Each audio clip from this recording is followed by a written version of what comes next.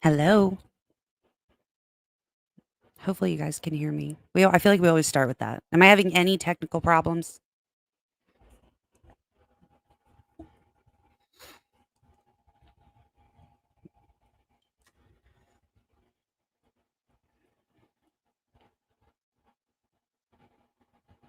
Perfect. Okay.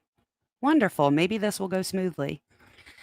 Uh, I think tonight, and thank you guys for coming. I went back and forth between kind of doing this or not.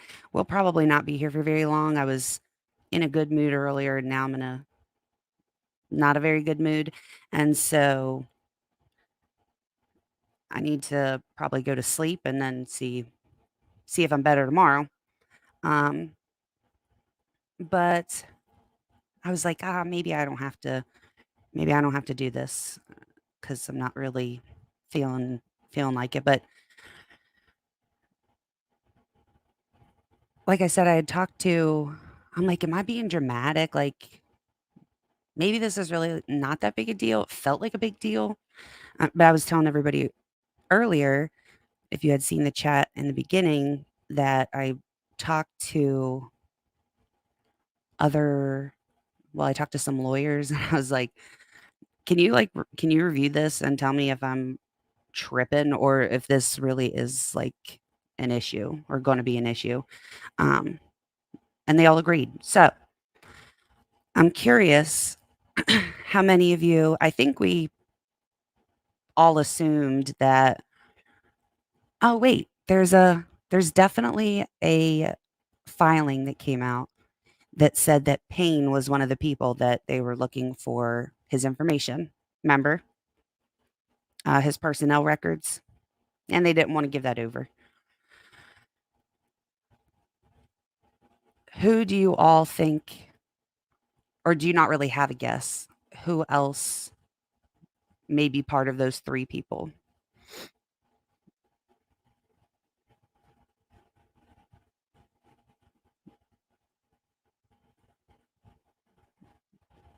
Do you think Moscow people, ISP people? Oh, I hadn't thought of that, Jules, honestly, except she said, "Honestly, I've wondered if it's Dawn Daniels," and that could be. Um, I'll tell you something that she did that bothered me was in that body cam footage, and it might just be me, and it was just a peeve whenever I heard it, but she was like they went to go say something, and she's like, "I'll talk after my mic is still on. I'm still recording," or something like that, and I was like, "What were you gonna say, though?" You know? And I know she had that whatever was going on with the money. So interesting. So a lot of people are saying Tolinson or Tolson. Let me see. Hold on. I'll tell you that's it.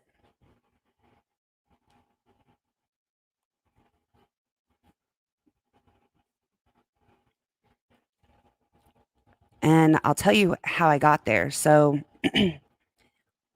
a lot of you know that I was emailing with Kathy Mabbitt back in March.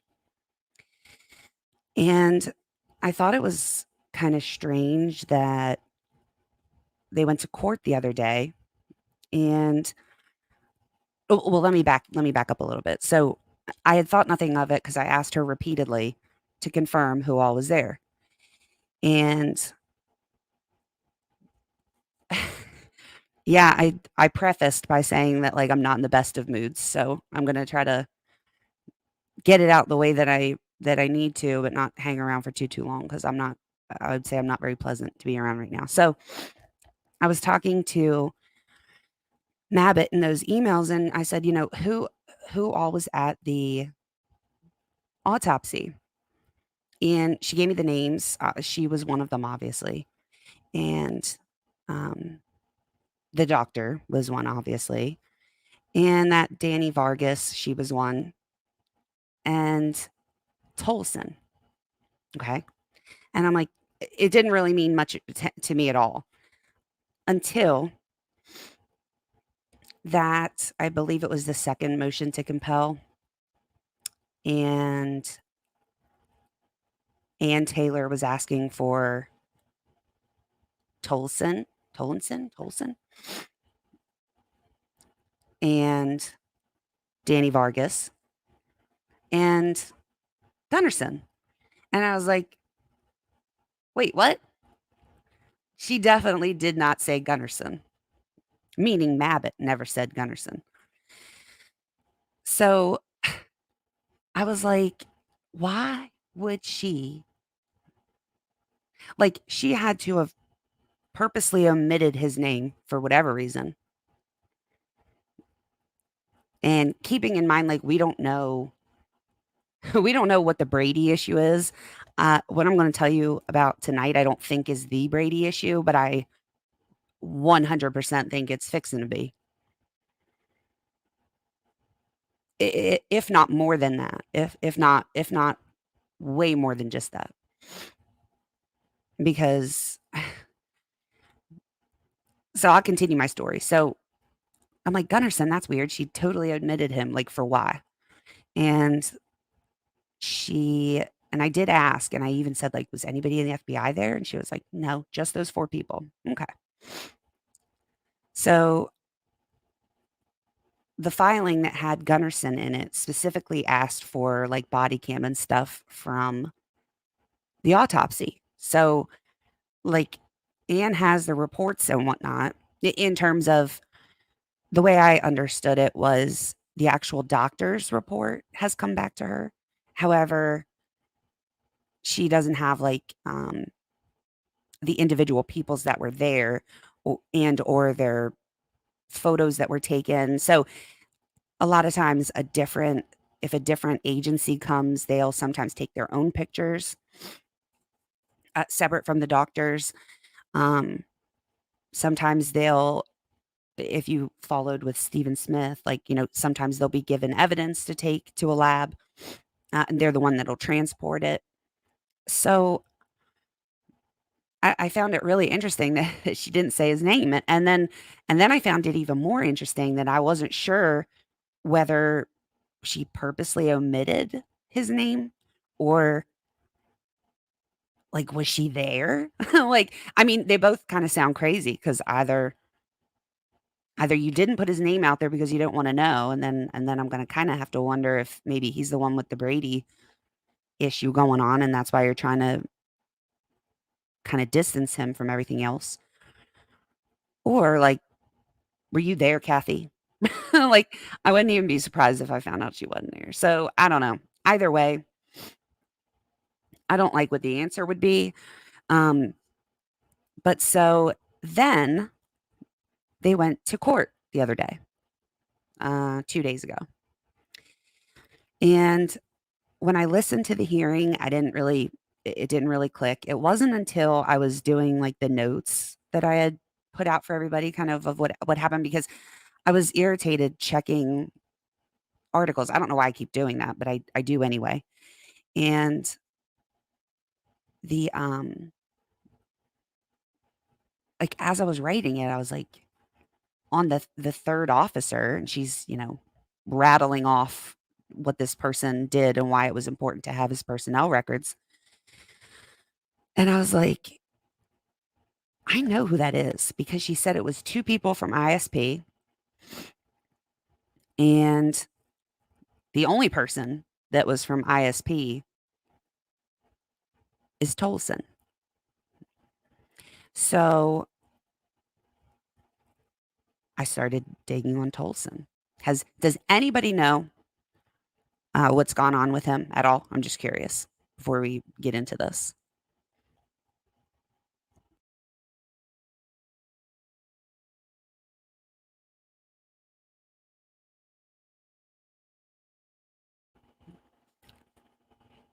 No? Oh, good. Okay. And what I can, like, afterwards, I can post the filing for what this is that I'm going to read, but I think for the sake of kind of limiting the amount of things that we need to pay attention to, I think what I'll do is I'll just read it to you guys.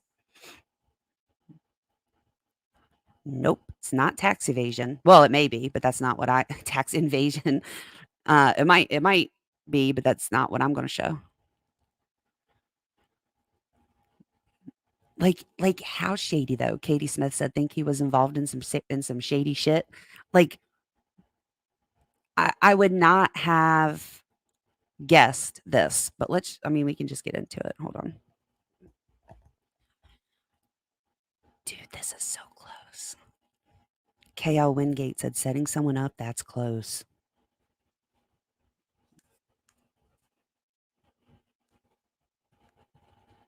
And I'll preface reading this by saying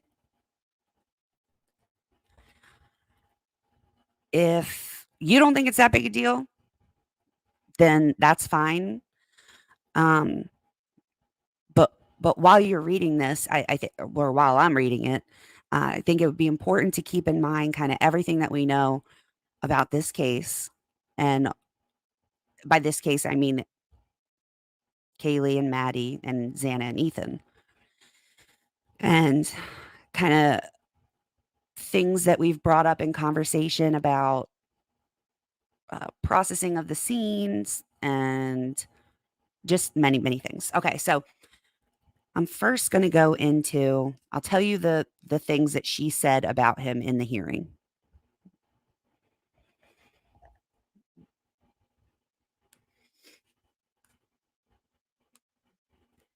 All right, when she's talking about this third officer, she said the third officer did multiple interviews, a dozen or so, many of them after the arrest of Mr. Kohberger. This officer also interviewed key witnesses in the case. This officer attended the autopsy proceedings.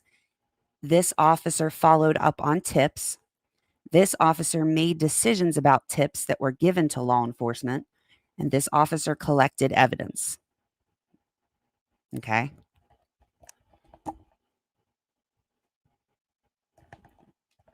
Now,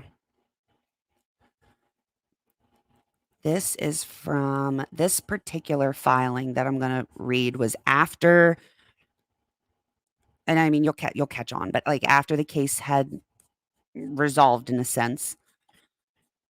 This is written August 30th, 2022. So 2 months, like a little, like 2.5 months, I guess, before this happened with the kids. It is a doctor. It is a doctor. That's so interesting that people know about this. I love that. All right. So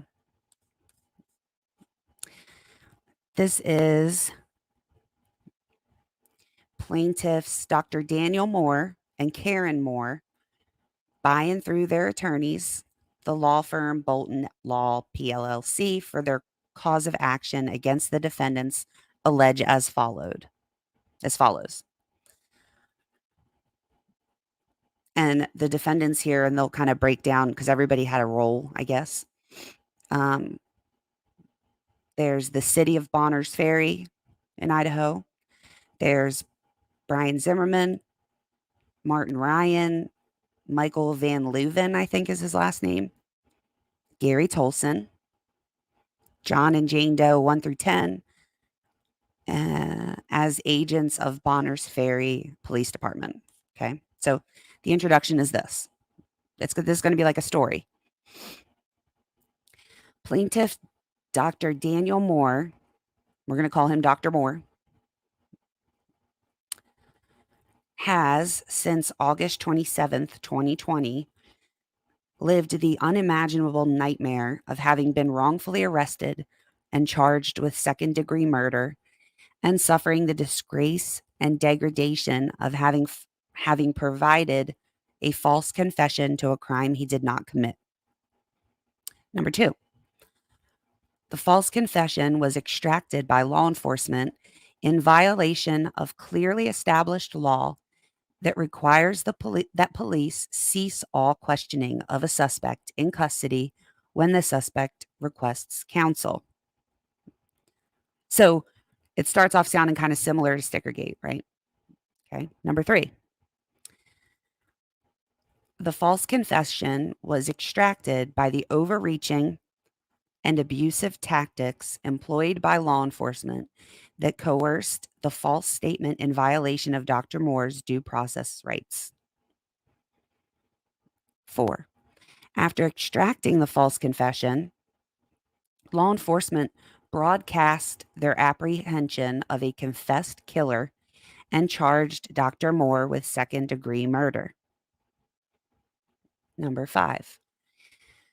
Consequently, plaintiffs Dr. Moore and his wife Karen Moore, Mrs. Moore, collectively the Moores, have lost their ability to continue to live and work in what was their home and in the community in which they had raised their children and prospered.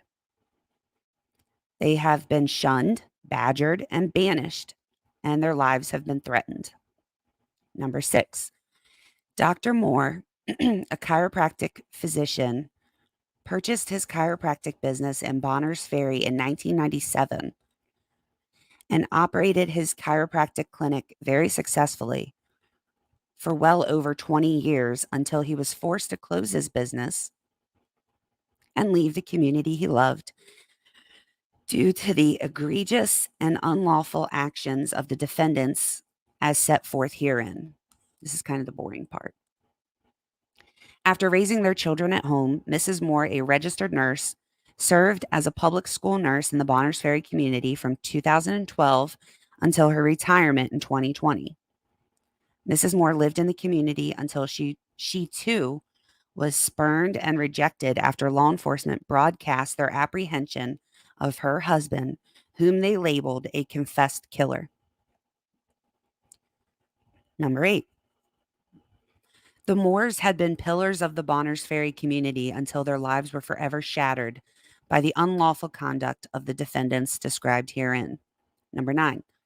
Dr. Moore's false confession and his arrest and detention following the wrongfully brought and pursued murder charges were the direct result of egregious misconduct by defendant officers of the Bonners Ferry Police Department, BFPD, and the Idaho State Police, ISP.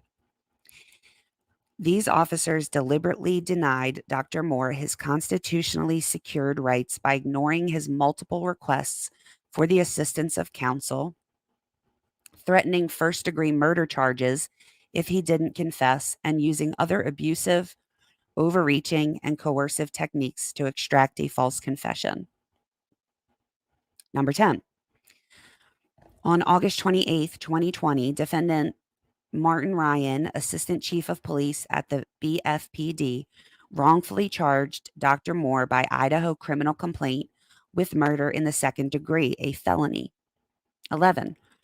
The murder charges alleged that Dr. Moore had shot and killed Bryan Drake, a fellow chiropractor, on March 12th, 2020. 12. The murder charges were brought after Ryan, with the consent and encouragement of ISP detectives Van Leuven and Tolson, unlawfully extracted a false confession from Dr. Moore during a custodial interrogation of him on August 27th, 2020. Number 13. The false confession followed a lengthy custodial interrogation in which Dr. Moore requested counsel no less than 4 separate times, but counsel or an opportunity to contact counsel was not supplied. 14. The false confession followed the threat that Dr. Moore would be charged with first-degree murder, a crime carrying the death penalty in Idaho, if Dr. Moore did not abandon his request for counsel and adopt the narrative the officers fed him during their interrogation about how Drake was murdered. 15. A false confession followed Ryan's use of other highly coercive interrogation techniques designed to overbear Dr. Moore's will and force his false confession.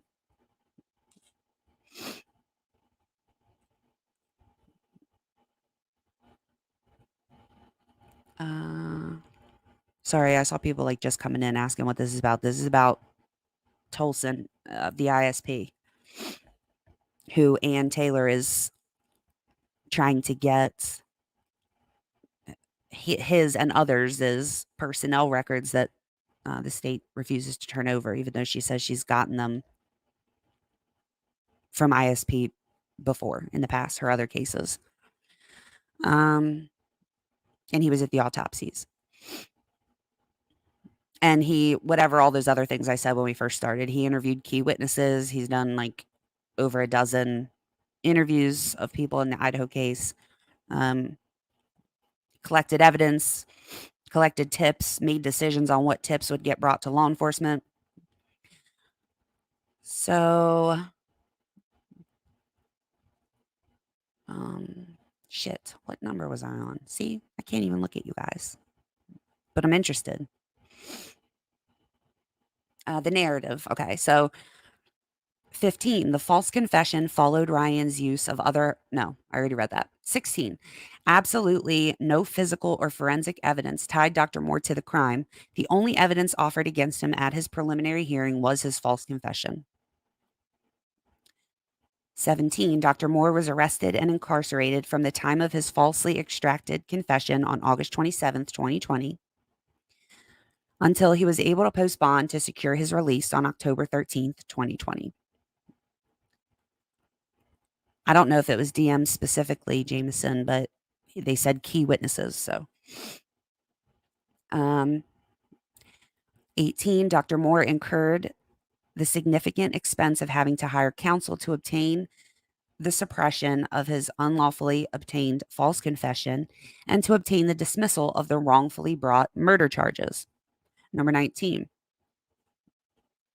in her February 12th, 2021 memorandum decision and order granting Dr. Moore's motion to suppress, First Judicial District Judge Buchanan recounted the egregious facts and circumstances of law enforcement's extraction of the false confession and found that, quote, the foregoing facts establish a pattern of badgering and overreaching by Assistant Police Chief Martin Ryan in order to wear down the accused and persuade him to incriminate himself, notwithstanding his earlier requests for counsel assistance, end quote. Oh, further, quote, considering the totality of these circumstances, this court finds that Moore's will was overborne by the badgering and overreaching of police, such that his waiver of his Miranda right to counsel was not made knowingly, voluntarily, and intelligently. The court further finds that Moore's subsequent confession was not voluntary, but rather was the product of police coercion. Number 20, the only evidence against Dr. Moore was suppressed. He was finally able to secure the dismissal of the charges against him on May 12th, 2021. Number 21, but suppression of the falsely extracted confession and dismissal of the criminal charges did not end the nightmare for the Moores. 22, while Dr. Moore attempted resumption of his chiropractic business and his life in the community of Bonners Ferry after he was released from detention and after his charges were dismissed, doing so was not effectively possible because of defendants' actions and inactions. It's going to start picking up here. Defendants Chief of Police Zimmerman, Assistant Chief Ryan, ISP detectives Van Leuven and Tolleson have failed to undertake reasonable efforts to locate the actual perpetrator of Drake's murder, thereby failing to fully exonerate Dr. Moore.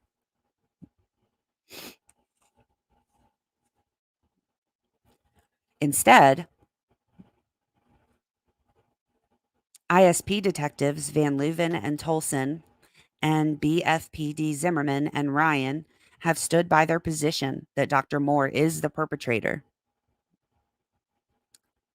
After Dr. Moore's release from jail and after his criminal charges were dismissed for a period spanning approximately 1 year, officers of the BFPD at the direction and under the supervision of defendants Zimmerman and Ryan persistently stalked Dr. Moore's business, driving their marked patrol vehicles up and down the alleyway next to his business and parking their vehicles in public view of the location of Dr. Moore's business.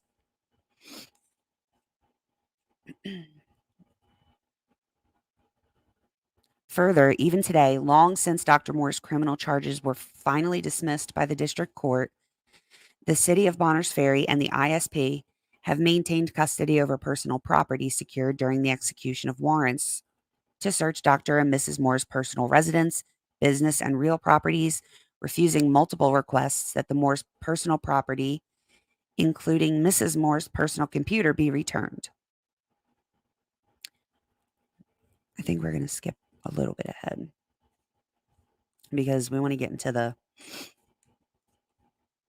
factual allegations. And if you think of something or kind of notice something, just put it in. I'm going to try not to look constantly, but so these are the factual allegations. The murder of Bryan Drake. Dr. Bryan Drake, Dr. Drake, was a practicing chiropractor who lived in Hayden, Ohio, or Idaho, with his wife, Jennifer Drake, and their 4 children. Dr. Drake worked alone with offices in which he saw patients in Hayden, Sandpoint, Bonners Ferry, Idaho. During the period that included the early months of 2020, Dr. Drake would spend approximately 2 nights per week in Bonners Ferry, where he would see patients and spend the night away from his family in Hayden, about 71 miles away. During one such trip to Bonners Ferry, on March 12, 2020, not long after seeing his last patients of the evening, Dr. Drake was shot through the window of his office and struck with a bullet in his back, causing his death. Dr. Drake's office was situated approximately 16 feet from a building to the southwest known as the Far North Coffee Lodge. The space between Drake's office and the Far North Coffee Lodge was utilized by a drive-through window for the coffee shop. The Far North Coffee Lodge was owned and or operated by defendant Ryan's brother-in-law and Ryan's wife. And Ryan's wife worked at the coffee shop's drive-through window. While Ryan's brother-in-law and his wife would naturally have some information about Dr. Drake and his business and patients coming and going from his offices, no investigative interviews of these witnesses were supplied to Dr. Moore's defense team. Dr. Drake saw his last patients on March 12, 2020. Eldora Gatchel and her brother Caleb Nazara, I'll never say that name right, around 7:17 p.m. that night. Timestamps from Dr. Drake and his wife's telephone conversation made by Drake after his patients left established that Drake was shot at approximately 7:26 p.m. Eldora and Caleb would report seeing a two-toned white and tan Ford-style pickup truck near Drake's office building when they were leaving. Dr. Moore's vehicle at the time of Dr. Drake's shooting death was an all-white, four-door 2019 Toyota Tundra. In his sworn affidavits for probable cause to search Dr. Moore's residence, storage unit, business, and vehicles, and also to establish probable cause to charge him with second-degree murder, Van Leuven would not accurately describe the patient's description of the pickup truck as a two-tone white and tan Ford-style pickup truck. Instead, described it as simply a white, large pickup truck so that the description would match the description of Dr. Moore's all-white Toyota Tundra pickup truck.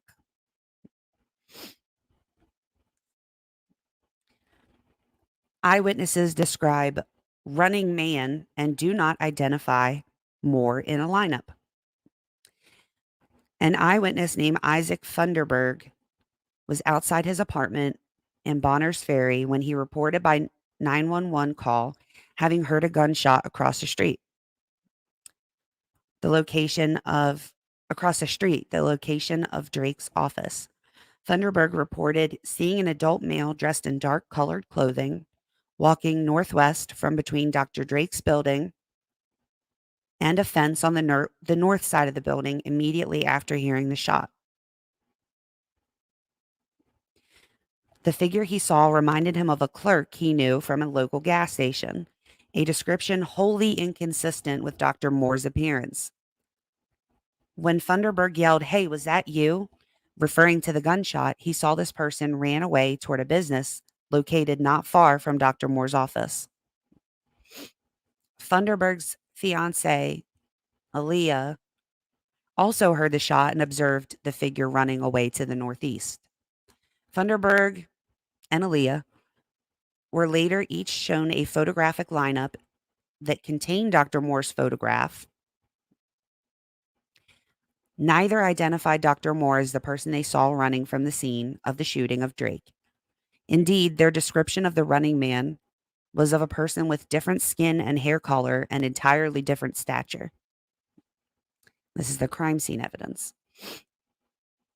The scene of Dr. Drake's murder established that he had been shot through the window of his office in his back, and his body was found on the floor of his office. The bullet fired came from the direction and location of the far north coffee shop near that shop's drive-through window. Now remember, Ryan, when they talk about Ryan, so Ryan's wife worked at that window, and he's one of the people that extracted this confession. False confession. Dr. Drake's phone was recovered and the call times with his wife confirmed. Inside Dr. Drake's vehicle, parked at his business, was his gym bag containing a bottle of vodka that had been partially consumed. Dr. Drake's blood alcohol content, as determined by his autopsy toxicology report, was 0.081, over the legal limit to legally drive an automobile in the state of Idaho. This is alibi witness Mickey. We'll just call him Mick. During this investigation, law enforcement spoke with Dr. Moore 2 times prior to calling him into their offices for a custodial interrogation. Dr. Moore disclosed that he had spent the evening of March 12, 2020 with his close friend and the Boundary County coroner, Mick Mellett. On May 19, 2020, ISP detectives Alderson and Van Leuven interviewed Mick Mellett, who confirmed that the Moores were close friends and spent time at his home frequently. Further, Mr. Mellett confirmed that Dr. Moore was at his home on the evening of Dr. Drake's shooting from at least 6:15 p.m. until around 8:30 p.m. after the shooting had occurred.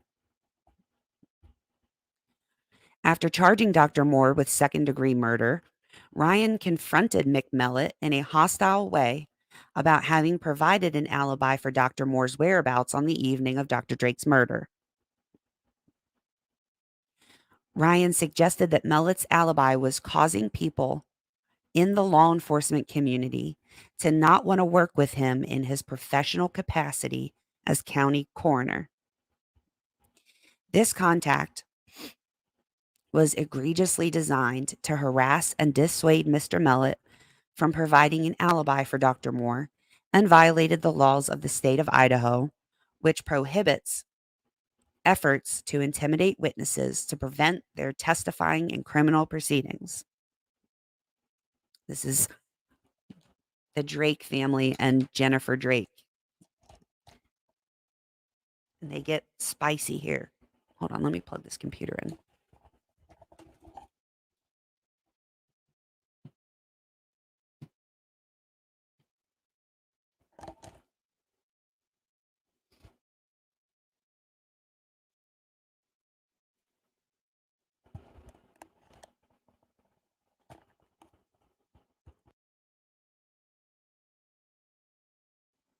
Okie dokie.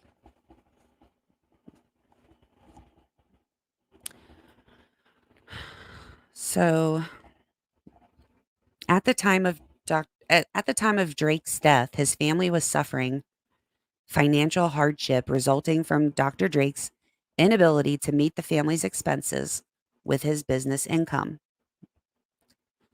At or near the time of Drake's tragic death, the Drake family had resorted to seeking financial assistance from their church. At the time of Dr. Drake's death, Dr. Drake had developed an alcohol dependence, which greatly distressed his wife, Jennifer. The Drake marriage had also suffered some setbacks relating to inappropriate conduct by Dr. Drake. The Drake family had moved to Idaho from Austin, Texas, after Dr. Drake had inappropriate contact with a female patient in Austin. This female patient, through her legal counsel, had made a demand for payment on the injuries Dr. Drake had caused her and threatened legal action. Dr. Drake attempted to resolve this dispute on his own and offered money to the female patient to resolve this dispute. Jennifer Drake had also discovered other conduct by her husband that involved a serious violation of her trust. Jennifer Drake had secured a $1 million life insurance policy covering the life of her husband, Bryan Drake, prior to Dr. Drake's death, and said policy was in effect when Drake was shot. Prior to starting his own business, Dr. Drake had previously practiced with other chiropractors in the Hayden and Coeur d'Alene area, and upon information and belief, left those practices after inappropriate physical contact with a female staff member at one of the offices and pursuant to a dispute he had with one of the managing chiropractors at another office. Jennifer Drake reported to law enforcement that she believed one local chiropractor with whom Dr. Drake had worked previously was the likely shooter because her husband had taken several of the chiropractor's patients when Dr. Drake left the practice to open his own practice. This was a theme ISP and BFPD would pursue at Jennifer Drake's insistence rather than pursuing Jennifer Drake as a suspect. Notwithstanding the potential for Jennifer Drake's involvement in the death of her husband, law enforcement failed to completely investigate her as a suspect.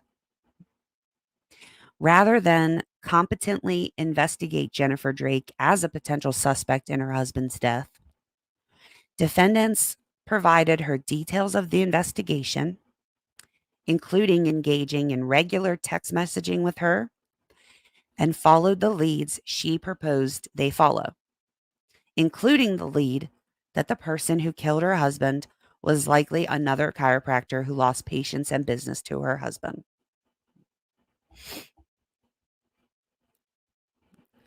On March 24th, 2020, Dr. Moore cooperated with an interview with ISP Detective Alderson and Lehman. ISP did not record the interview. Dr. Moore offered his full cooperation and denied any involvement with Dr. Drake or the crime they were investigating related to his death.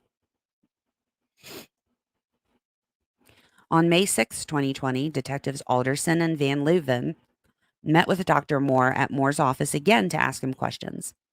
At this interview, like the one before, Dr. Moore denied having ever met Dr. Drake and denied having anything to do with his murder. The second visit by law enforcement focused on a gas leak that had occurred at Dr. Moore's offices on Sunday, March 15th, 2020, that had rendered him unconscious. After Dr. Moore truthfully described the gas leak incident, Van Leuven and other law enforcement officers developed the unfounded theory that Dr. Moore had attempted suicide from his overwhelming sense of moral distress over having killed fellow chiropractor Drake. Officers would later learn that members of Dr. Moore's staff had suffered headaches and complained of gas smell near the time of the gas leak that Dr. Moore had described, consistent with Dr. Moore's description of the events. Officers also learned during their May 6, 2020 questioning of Moore that he had suffered a leg injury that had rendered him incapable of running long before the murder of Drake. During law enforcement's investigation into Dr. Drake's death, they compiled what they purported to be surveillance footage showing the whereabouts of Dr. Moore's white Toyota Tundra on the evening of Drake's murder. Van Leuven swore in an affidavit that the footage showed Dr. Moore driving his Toyota Tundra near the area of Dr. Drake's shooting on the night of the shooting and in the same time frame as the shooting. However, none of this footage is accurately time-stamped. None of this footage shows Dr. Moore driving the white truck depicted in the footage. None of the surveillance footage depicts a license plate of the vehicle which belonged to Dr. Moore.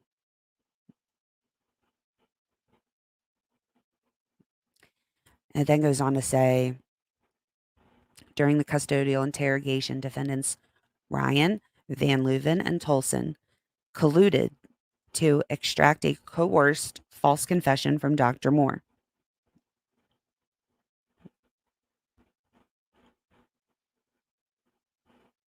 Trying to see what you all are saying.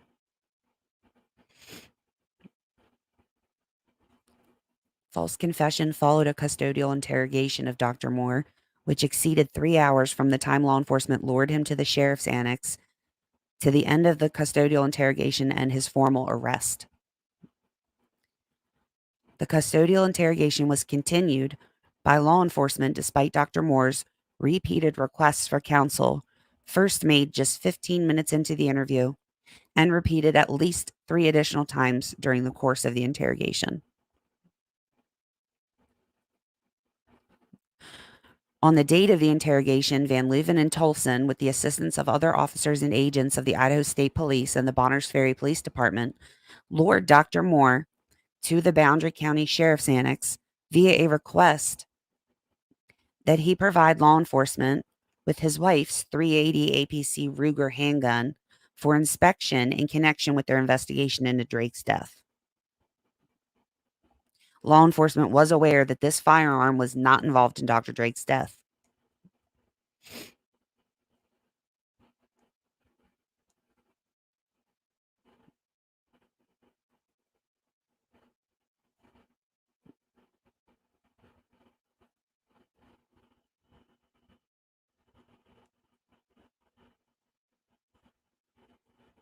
Oh, now people are getting the deja vu comment. Isn't that bizarre? And but but here's my thing. I don't understand. Like, you're obviously aware of this stuff, you know? So I just feel like if you were going to get a task to do in this investigation, like, why would you make it? What did I say? What did I say that she said he did?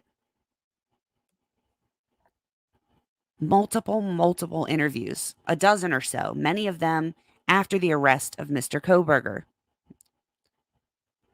So now immediately, like, my first thought is like all these people after the, like, oh, who is he? I mean, is it like, don't don't say this, or are you sure that's what you saw? You have to remember too that prior to getting Bryan Kohberger's name on December 19th, um, that December 12th, like that weekend of December 12th, they had made the announcement that they were doing re-interviews, and something about that always, like, I was like, I bet you that they got his name somewhere from those interviews. That was before we knew about the well, confirmed the family tree stuff.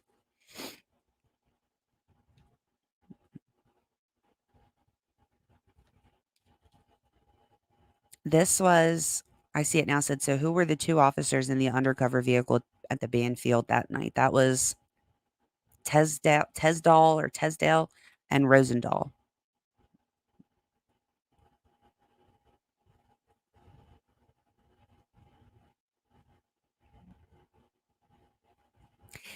Yeah, so Jennifer said, if this ain't a Brady Giglio, It needs to be. And if they didn't report it to Ann Taylor, dude, I have a feeling Ann Taylor and defense and Bryan may know about this. No wonder they don't want to hand over this info. I agree 100%. But again, you know, I think it would be easier for them to convince, like, not having to send over that information if he wasn't so heavily involved. Oh, I didn't even get to finish my list for anybody that knew that came in. So Tolson, he did that, all those interviews, said, uh, also witnessed, also interviewed key witnesses in the case. This officer attended the autopsy proceedings. This officer followed up on tips.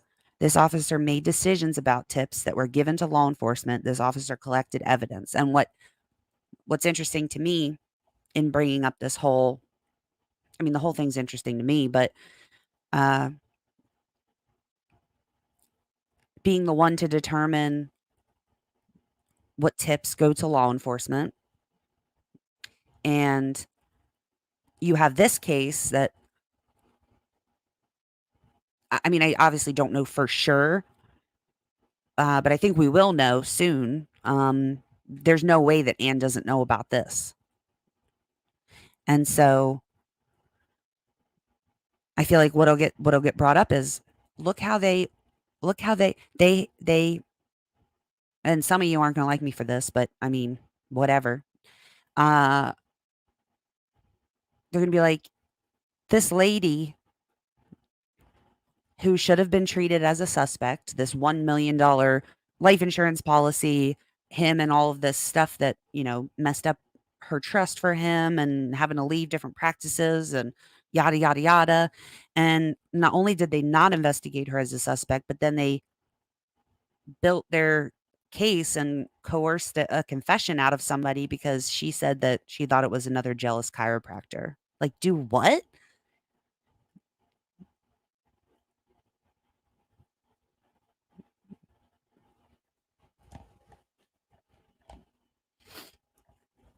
And I just don't understand giving so much involvement. Like, if your intention, and we heard it all the time, was we're being very careful and we're keeping this information close to the vest because we don't want to, we want a conviction. We don't want anything to mess up a conviction. But then you let questionable individuals do really important things throughout that. That is absurd. So I wonder, no, the wife never got arrested, Pate. She was never treated like as a suspect at all. Their main issue, like they're getting into this went to the Supreme Court.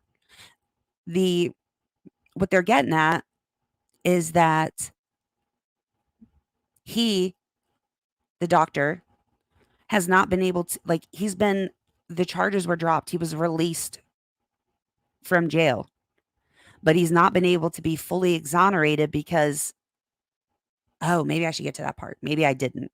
He's not been able to be fully exonerated because Tolson ISP refuse to investigate anybody else and find the actual killer. I also find it really bizarre that he was shot from the direction of the coffee place drive-through window that Ryan's wife, what was Ryan's on page 17? Martin Ryan. His wife worked there and his brother-in-law like owned it, I guess, came from the window. She was at work. They didn't even interview her. So, like, who are you, Ryan? Oh, Martin Ryan, Assistant Chief of Police at the Bonners Ferry Police Department. He's been so, like, when you think about like he's not currently being charged with anything, and he's not in prison, and they haven't brought new charges. Like, they let him go because once the confession that they coerced from him was suppressed, there was no case. It only took that one thing, and like there was no case. So they they then filed a motion to dismiss, and they got it. But he can't be exonerated because they haven't found the person who actually did it. Does that make sense?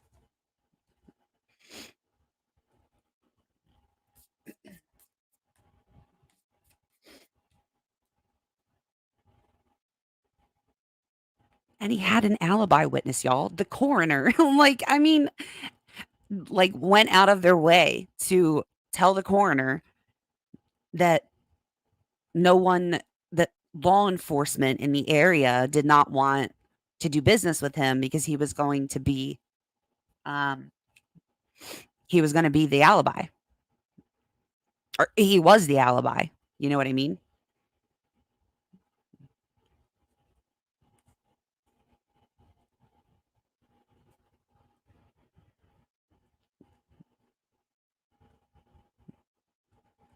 I'm just picking picking little things through here because I'm sure you guys are going to look it up, and I'll post it. But there's other stuff. Dr. Moore does readmit that he drove to Mick Mellett. That's the coroner, his house on the evening of March 12th, 2020, in his white truck. That's the other thing. Leaving out that um, witness says the witnesses that were there, the last patients, saw a car, a truck that was a two-tone white and tan Ford pickup truck, and they decided to put in the affidavit that it was like a white large truck. I think it said, like, what? Like,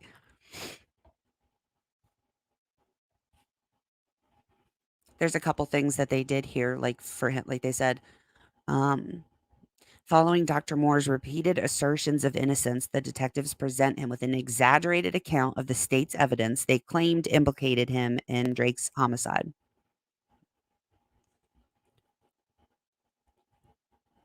Van Leuven assured Dr. Moore that he would be facing a lesser homicide charge if he would simply admit that he had only intended to scare Dr. Drake when he shot into his window and didn't mean to kill him.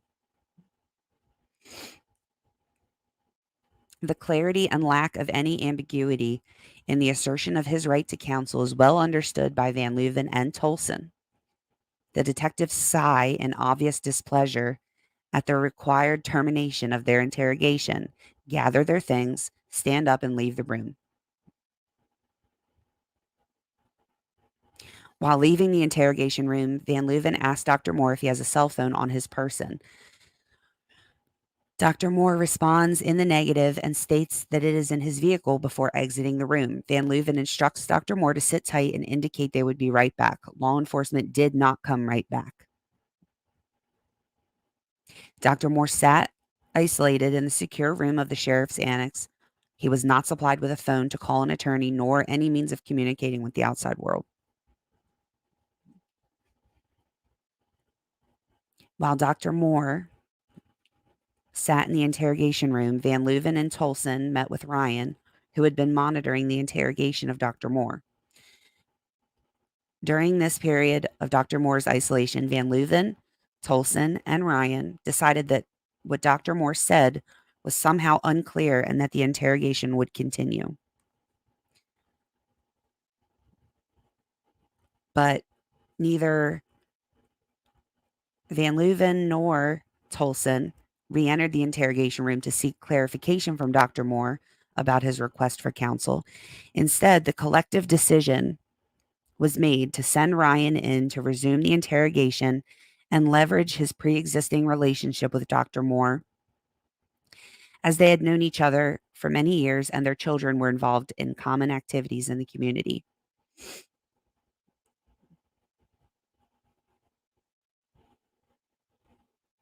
Ryan demonstrates frustration and disdain for Dr. Moore's assertions of innocence and continues to press Dr. Moore for an admission of guilt.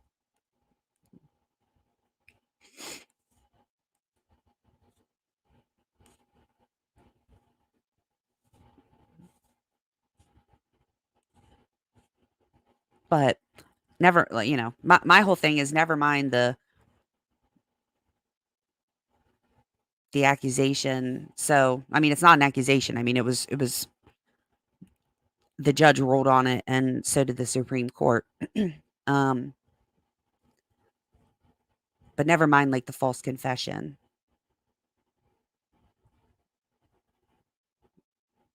Dr. Moore's arrest and subsequent imprisonment were the direct result of the unlawful extraction of a false confession by defendants Ryan, Van Leuven, and Tolson.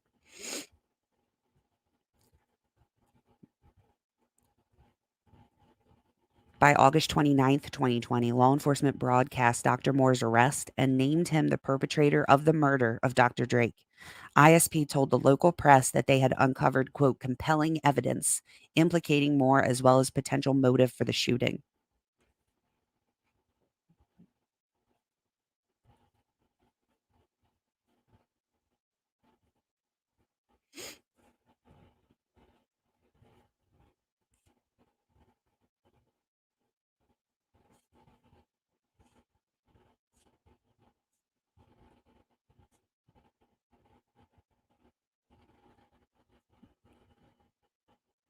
Van Leuven and Tolson stood by and failed to intervene as they watched Ryan continue to interrogate Dr. Moore, despite not only his first unequivocal request for counsel, but his multiple subsequent requests for counsel. Further, the defendants Van Leuven, Tolson, and Ryan, in their individual capacities, knew or should have known that Dr. Moore's arrest, murder charges, and detention, combined with the subsequent public pronouncements of Dr. Moore as the murderer of Dr. Drake, would result in the grievous personal injuries and damages against Dr. and Mrs. Moore described above. So they talk about the false confession, but for me, I think the biggest thing that Ann Taylor would likely point out is the tunnel vision,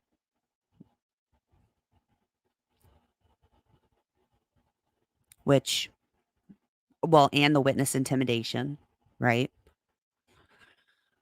I just don't even understand. Like, I'm not as shocked, like, because I know, and I say this all the time, and I think that it's not fair to put police officers on a pedestal because there are good people, there are bad people. There are good people who make bad decisions, and police are people. But when there's like no accountability, no repercussions, like why is he working? Like what was this was in August 2022. Like 2 months later he was in the throes of a quadruple homicide. I don't understand.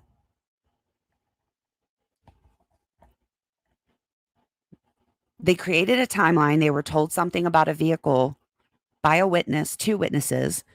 They found footage, okay, of a truck uh generalized the description of the vehicle that the witnesses said they saw, that they were very specific,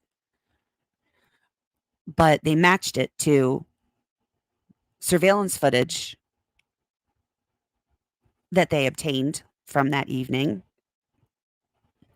and then stuck it to this doctor because of what the wife, who actually had motive, said, and they never investigated her. So then I'm thinking, on top of that, like, so what, you were the one that were responsible for deciding what tips made it to law enforcement? Do what?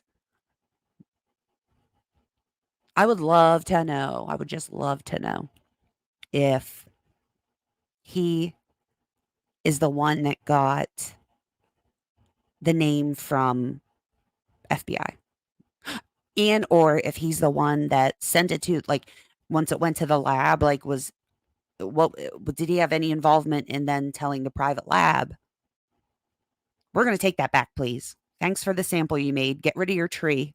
The FBI is going to put together their tree, you know?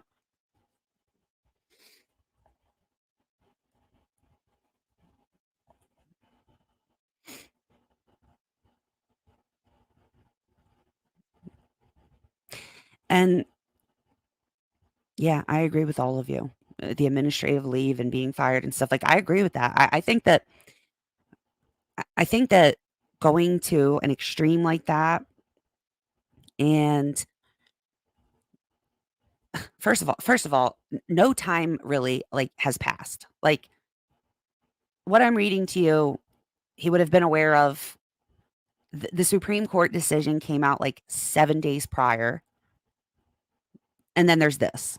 So like in a matter of a week, you got all this shit coming out on you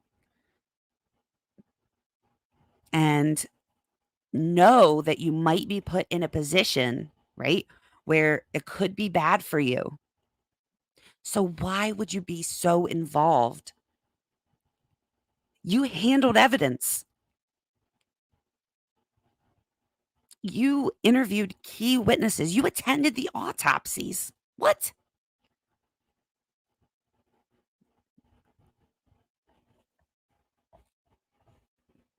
And like, whose decision was that? Like,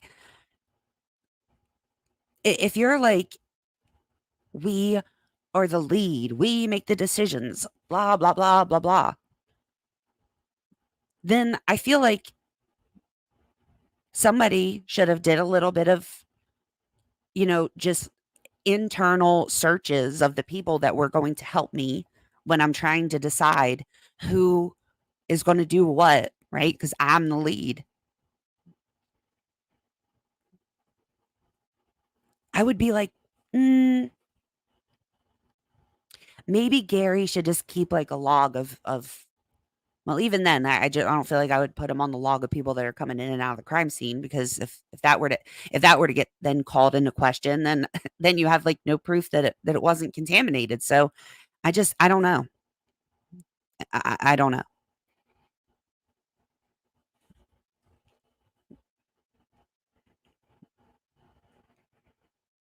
What are people saying? This is a conspiracy theory? Literally, as I'm reading a court record, like I'm not in the mood tonight.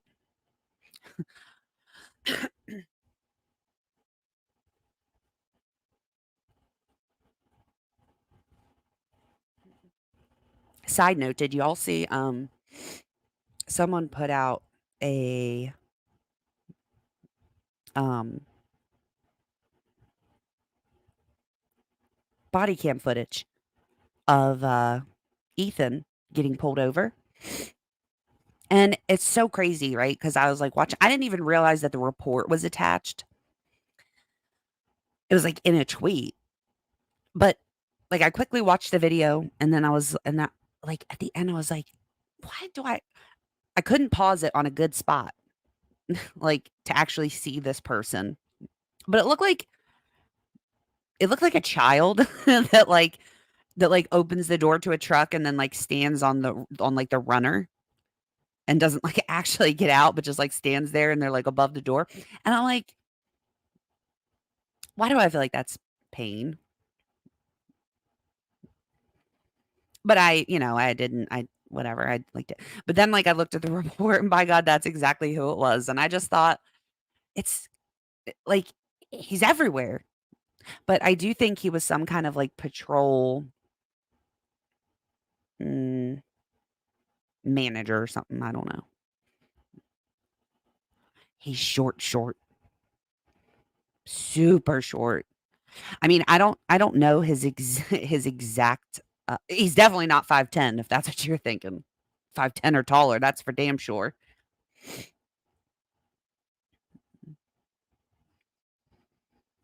But I like flashbacked to when Xana was outside and the way he was talking to Xana, and I don't know, it's just whatever. But like I said, I mean, there's other things going on, and I just my concern, and I'm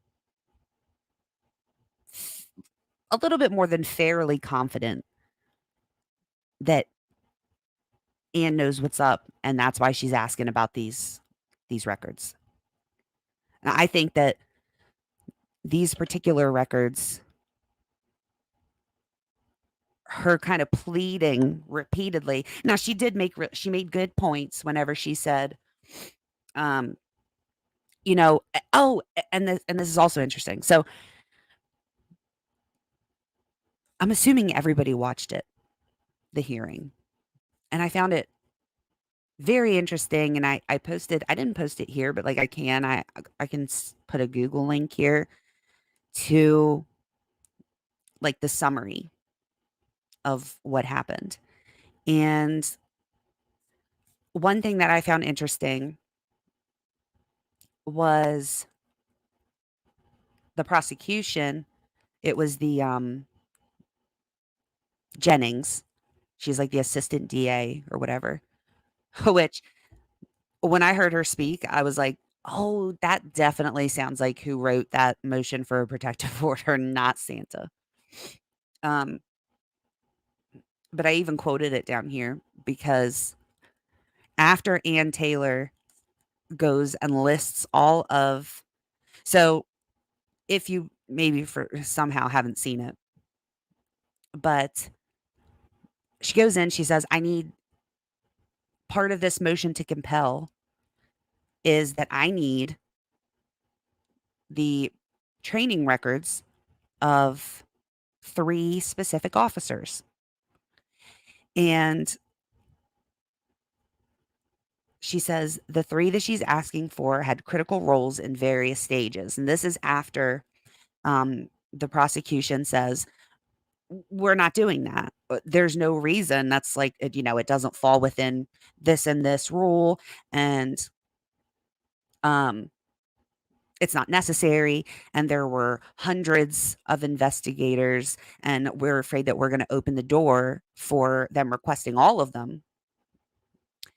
And a lot of them, like, we don't have any control over. We can't just like go get these, right? For different agencies and whatnot. And she says, and I don't know who picked up on this. Someone tried to correct me about it. So I went back to listen to the actual hearing a couple more times to make sure that's exactly what she said. Did you all catch what she said about the 51 terabytes? Did anybody catch what she said, what Miss Jennings said, the prosecution, what she said about those 51 terabytes? So this whole time we're like, 51 terabytes, like it's got to be so much stuff and so many reports and so many because it could be this many videos and yada yada yada. Well, then I was yes, it's 51 terabytes of audio and video information. So we're literally talking crime scene photos, um, recordings of interrogation, not interrogations, but interviews. Well, interrogations too, but interviews. Because I was thinking Bryan alone had 2 terabytes from his forensic download. So if it wasn't just audio and video, you could get to um, you can get to 51 terabytes really quick. These kids, if Bryan Kohberger, almost 30 years old, had 2 terabytes of shit in his stuff, like if you did forensic downloads of these essentially teenagers' phones, surely it would be a lot. But she said audio and video. So I think search warrants, um, body cams of the search warrants, obviously, the 3D scan, the laser scan of the whole ass crime scene, all that shit. Like 51 terabytes is not as much as you think. And also though, um, what I had been thinking about is that a lot of people say 51 terabytes of evidence, 13,000 pages of evidence, you know? And it's like, dude, do you have any idea what kind of garbage is in that? Like in all of that? Like, think about the 10,000 tips that were complete and utter garbage because they were for years that were not even Bryan Kohberger's, just on the way to Elantra. Like, it is a lot. It's a lot. It's a lot, and it's a lot to go through. Um,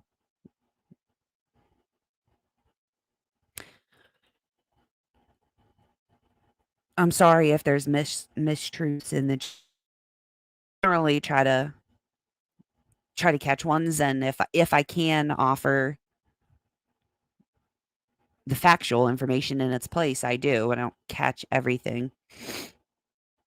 Plus, I was reading before. If I start looking at the chat, I'll be reading the chat and I won't talk.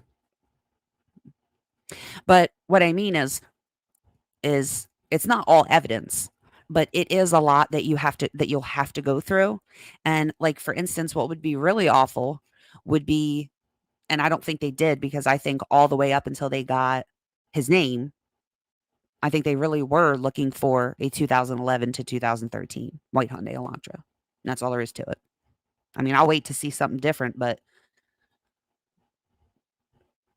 I don't think that they purposely put out that they were looking for a 2011 to 2013 white Hyundai Elantra, knowing that their suspect drove a 2015, knowing that they would be flooded with tips, then getting 10,000 tips that you know you're going to have to look through. I mean, you got to sort through that shit.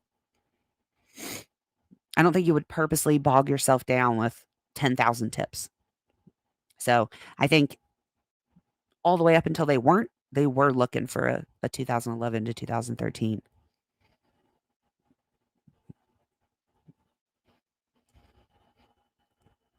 I mean, we can speculate a little bit. Yeah, we don't know that.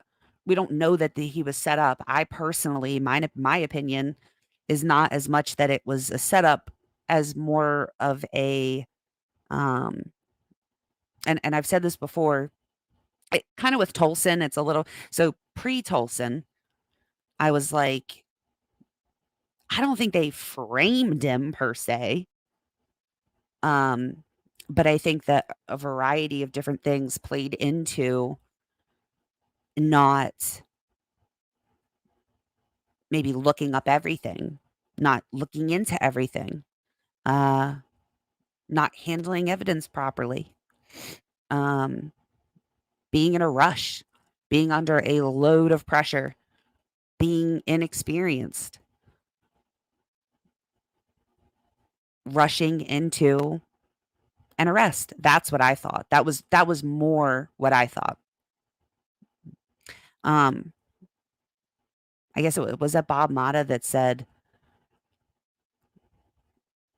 uh, CH, they said at the very least that is 100% impeachment um material to where any and everything that they would have to say would be literally nothing. That's like at a minimum.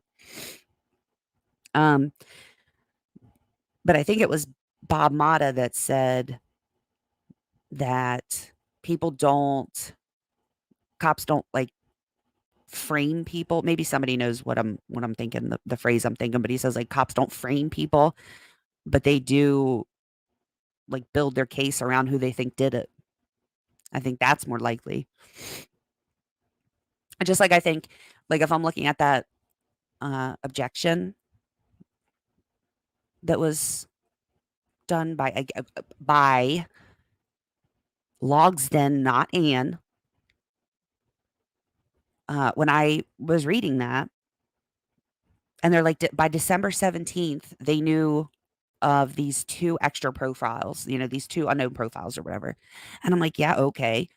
And Then it like adds the third one, and I'm like, okay, like, I don't know why it would take that long. But if it was like mixed, if they were mixed profiles, then I could see. But if you think about it,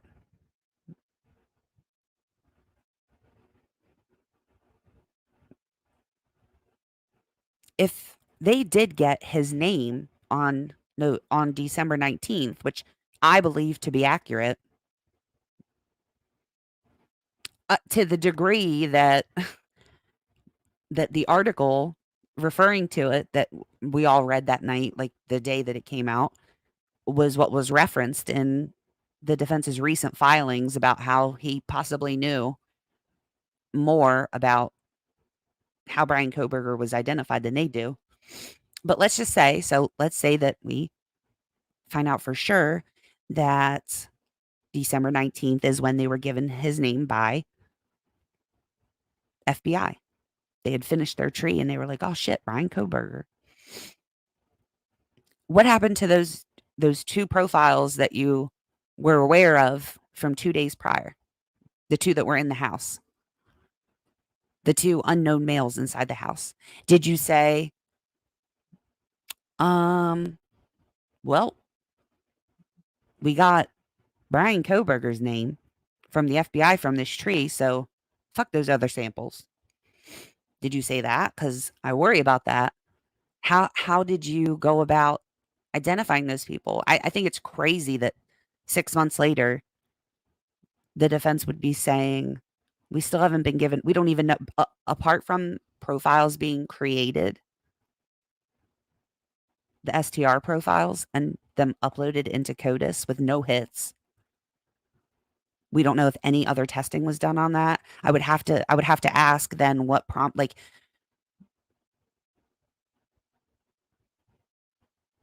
why send one? Like, they're going to have to explain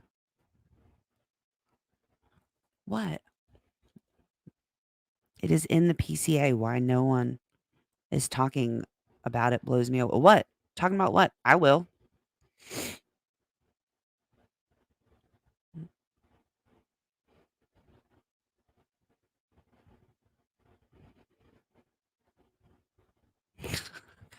The bald male is the one that wrote the amazing one the other day. Yes. He's the one that wrote the objection. The street names are directly in the PCA. Oh, oh, oh, oh. I see what you're saying.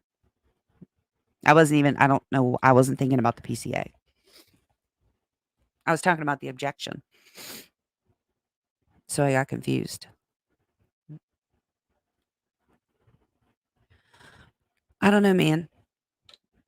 Hopefully this was interesting to you guys. It was surely interesting to me. Like, actually reading about it didn't like surprise me. It wasn't that like, but the fact that realizing that you would know that and allow someone to be like balls deep in this investigation, knowing that they were a liability of sorts, I don't understand that. I mean, I don't know what job I would give you, but I certainly wouldn't give you anything that I was going to have to rely on. I would not let you be interviewing key witnesses. Oh, that's what I was. See, you all distract me. I like talking to you guys. And I really am miserable. I'm like really sad and miserable, but I like talking to you guys. I was looking at what they were saying. We got distracted about the 51 terabytes. She said that, so Jennings, the prosecutor, the assistant prosecutor or whatever, she said, Miss Taylor is correct. She has everything the state has in its possession. And she says, state argues these officers are not material to the case. Mm. She says they've interviewed other witnesses. What? They wouldn't be called by the state to testify at trial. This is a state saying this.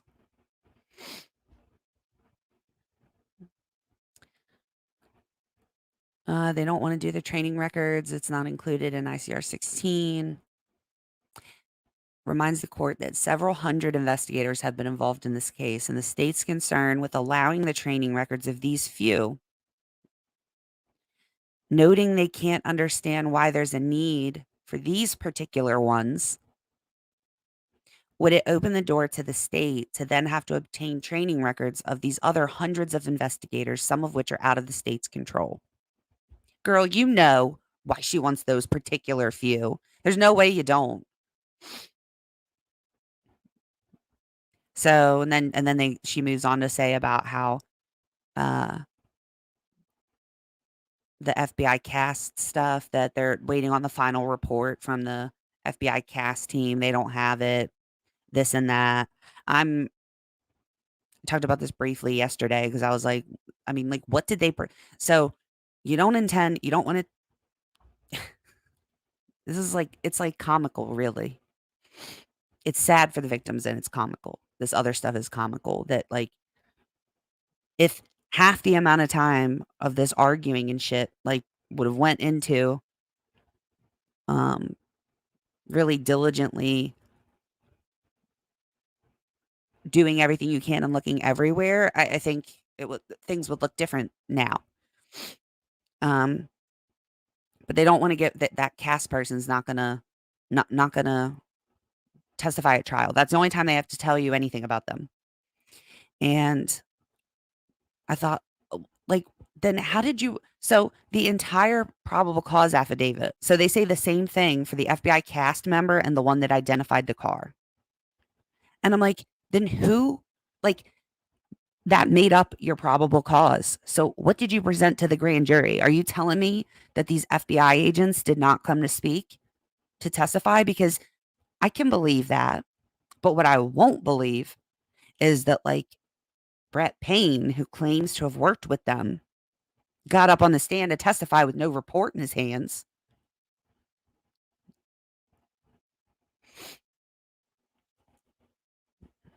So,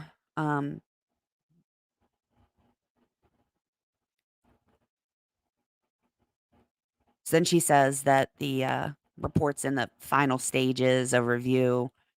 We'll get it to her sooner rather than later. And the judge says, what's sooner rather than later? She says, within the next few weeks. He then set it to July 14th. So when Anne gets up to respond to that, her saying that she doesn't understand why she needs those particular uh, investigators, and they don't want all hundreds of them to be. So she goes, Anne basically gets up and is like, okay, so there's 120 investigators, and she's not asking for the records of all 120. She said, these records fall within ICR 16 and are records, documents, objects that may have information relevant to Mr. Kohberger's investigation and defense. These are records of likely witnesses, whether or not the state calls them, they're likely to be witnesses. So at this point, she's saying, you might not be calling them at trial, but I will surely be calling them at trial. The three she's asking for had critical roles at various stages. One did the Spillman report for a 2011 to 2013 Hyundai Elantra to give the FBI to look through. That same officer interviewed witnesses from the scene of 1122 King Road on the 13th of November. Same officer I don't know if it said did follow up. I'm pretty sure she said did follow up with some of the key witnesses in the case. Signed some kind of agreement. I'm pretty sure I heard other people say today that it was said lab agreement. I'm pretty sure that's what the tweet that I saw of someone that was actually there had said. And that same officer, officer number 1, handled and collected evidence. Okay. So she wants that person's training records. They don't want to give it to them. Officer number 2 did an interview with a key witness who's expected to testify when the case goes to trial. The officer also mentioned a specialty of working with victims, trauma victims, and those training records are very relevant. The interview of this key witness is one of multiple interviews of this key witness with various officers. I don't like that, just simply from the other stuff that we read. There's a lot of information and the various information that's going to come in at trial. This officer may be subpoenaed by the defense at the time of trial. And then we already know what officer number 3 said. I mean, these officers have made decisions about the case that the state is going to present against Mr. Kohberger. They talked to key witnesses, how they do their job, how they're trained to do their job, and what they relied on is incredibly important. When they take the stand, they will say, quote, based on my training and experience.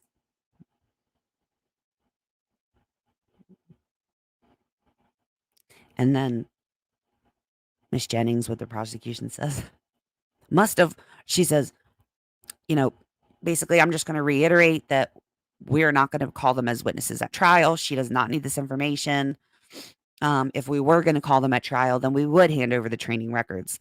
And then she says, much of what Miss Taylor is saying is just pure speculation. And you all want to know what Judge John said?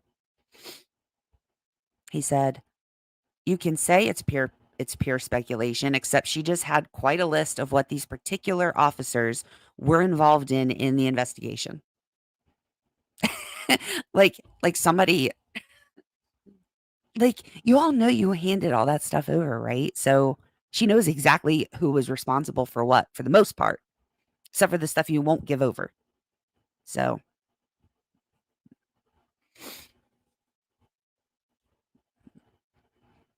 I mean, so CH said, I hope to heck Tolson wasn't charged with taking samples from the autopsy for testing. Like,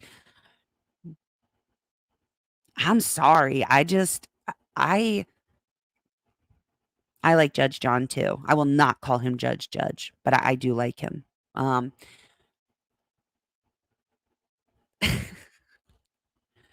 But I think, like, I don't know. I get really,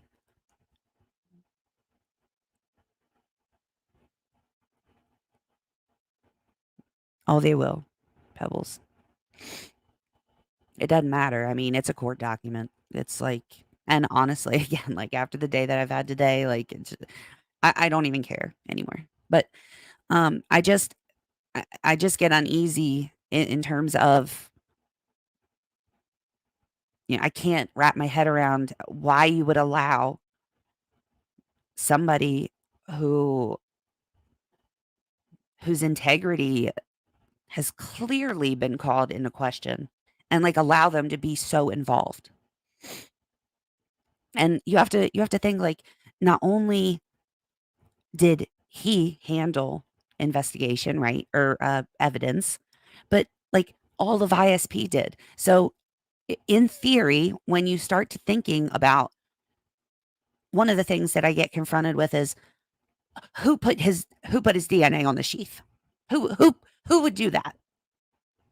Well, I don't know, but whose command were they under when they were there? Like, who they were also on scene before Moscow was for hours. Dude, so you have the 3, as far as we know, 3 responding officers. And then you have the rest of the Moscow Police Department not turning up until 4. And that's 4 hours. And when you get there at 4, you say that ISP is getting ready to start processing the scene. So what was everybody doing for 4 hours? Number 1. Number 2, another hour, hour and a half later is when Mabbitt decides to appear. And then her either purposeful omission in that email to me annoys me, unless you already knew, like you were aware of the Brady issue. If it were Gunnarsson, you didn't want to put his name on something else and respond to me and tell me that he was there also. But I got news for you. Um, it's not going to help that Tolson was there. That's for sure. And it's so weird to me. Like, I'm still just so bothered by the fact that on November 15th, so 2 days after the murders, before any autopsies were started at all, they hadn't even been started. And Kathy Mabbitt sat there for, hell, I don't know, 12 minutes, maybe. Um, and she tells them that she has concluded that they were stabbed, that it was a homicide by stabbing. And they're like, can we like get a copy of your report or whatever? And she's like, and then she asks her something else about the toxicology. And she's like, I don't think it's going to be relevant to how they died in this case. But we'll know more once we do the autopsies. And it's like, lady, what is the point of doing an autopsy if you've already ruled that what the cause and manner of death was, and how did you do that pre-autopsy? I can think of a way. I can think that it's possible that by the time she rolled around at 5:30, maybe she was told that a K-bar knife sheath was found. I don't know.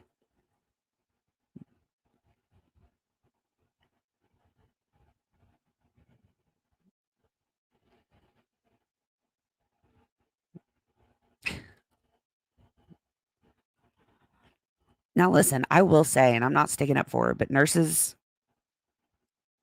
know quite a lot more than most people. I mean, I guess it depends also on where you're a nurse to determine like what you know above what you should. But a lot of you have to be nice to nurses. They're the ones that actually really make the decisions. Like when you're in the hospital, I'm just saying how fast you get your medicine, what medicine you get, like all that shit. That's the nurse. Um, but I don't know. Then you also have Mabbitt telling the whole world on News Nation that all of the victims were found in beds. And then you have Payne writing an affidavit telling you that Xana's on the floor. Well, you got there before Mabbitt, so the only way you saw her in the floor and Mabbitt saw her in the bed was if you moved her from the floor to the bed. So what's the discrepancy here? I think that's why she was immediately like blocked off from the whole world. They were like, don't say anything, but she answers emails.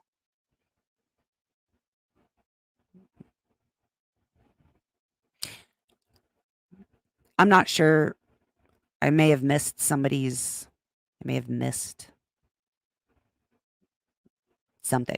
but she doesn't physically do the autopsy, but it is the coroner's um, decision. It's their job to make a decision of whether or not an autopsy needs to be performed, number one. And number two, her actual job is to determine cause and manner of death. Now, she doesn't like do the autopsy itself to determine that, but she does like a coroner will work with the pathologist to help them determine, they'll say, "Well, what did you find? What did you get? What did you take? This and this and that." And and then she makes a decision from there. I'm just saying that to have come to that decision and tell these people in an interview that you have determined that they and she was asked if it was like a murder suicide, and she was like, "No, no, no." Like, I'm sorry, but I mean, you can't know that yet. But this was a nice short one. It was just we can go to.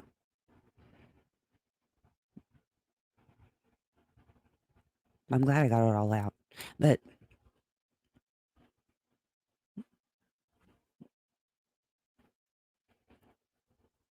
you guys are so sweet.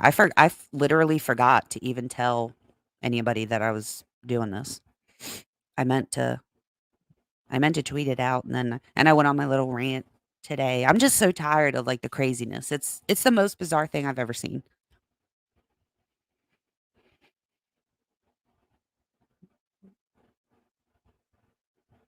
I feel like anybody that calls people that are just simply asking questions or wanting to be literal, okay, and only go off of the things that we absolutely know. I'm not going to imagine and fabricate to everybody evidence that doesn't exist as far as what I can see, like in the documents and press conferences and things like that. So, even people, right? You can tell me that the DoorDash theory is garbage because the DoorDash driver was cleared, which they weren't. Um, but truthfully, I've had people message me a bunch that made that theory like even more plausible, possible. Um, kind of changing things and filling it so that it kind of fits a little bit better, makes a little bit more sense. So I thought it was a really good theory, and also it doesn't involve including another individual.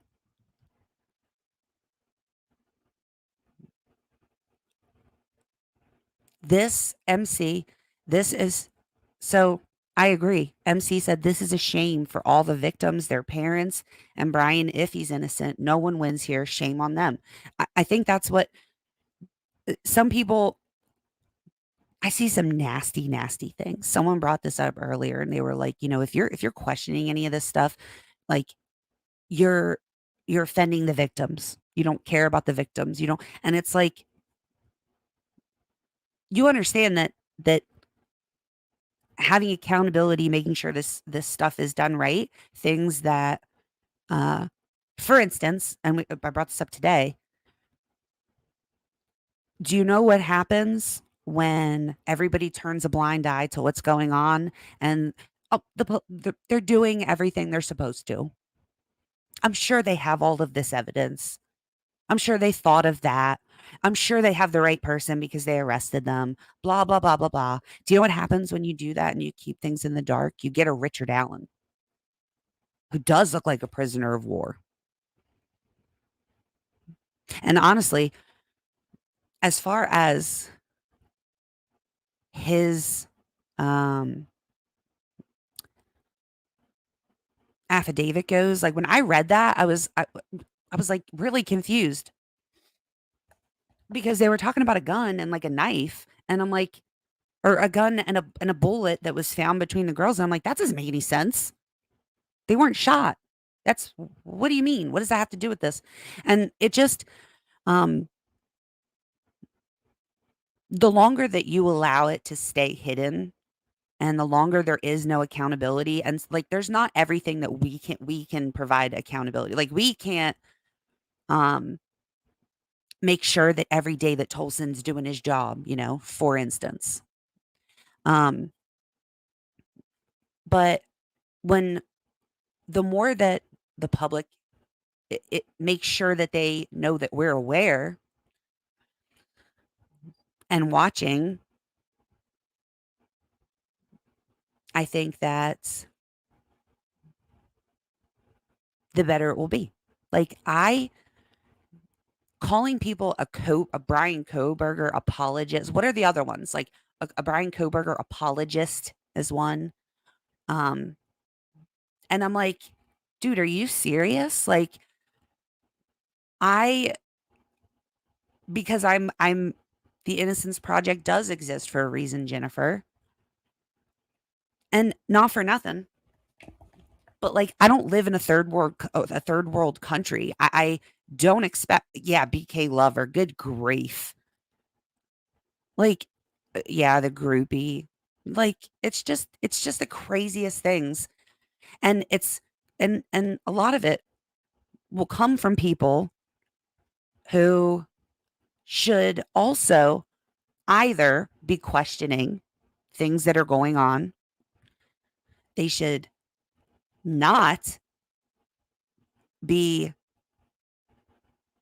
purposely at this point putting out things that don't exist. And then I throw out a theory about the DoorDash driver, which, if it were true, it doesn't implicate the roommates. It doesn't implicate the boyfriends. It doesn't implicate a random ass DoorDash driver. The only person that it involves is Bryan Kohberger, who's been arrested. But I felt like the good part about that theory was kind of like, um, could he have had a valid reason to be there? Could that have, I'm sorry, but like being in the wrong place at the wrong time does happen. Or it could go the other way. And like, for what reason could the DoorDash driver not be the killer? Like, just because he would be the DoorDash driver in that scenario doesn't mean he couldn't be the killer too.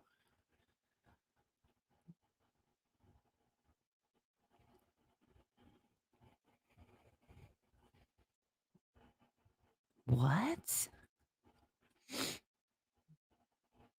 Oh, wait, his suit that oh yeah, no, I do know what you're talking about. When they were saying that he should have handcuffs, that it's like ridiculous and very unsafe that he wasn't wearing any handcuffs, that they just let him walk around.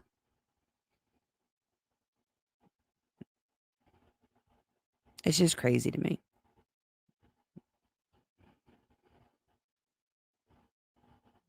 I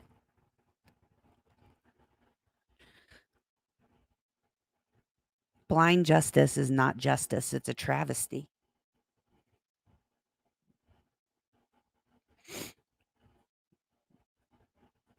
I think there's a lot of damage that gets done. I also think that there's like if you're talking about accountability, like the same people that will sit there and call me a co-burger apologist. I can't even say because it's just so stupid.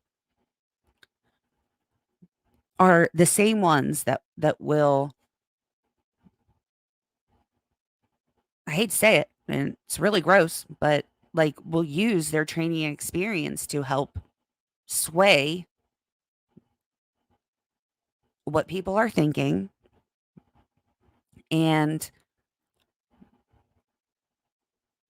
I don't understand it. I just don't understand it. I don't understand it. It feels like such an opportunity lost, like an opportunity to educate people.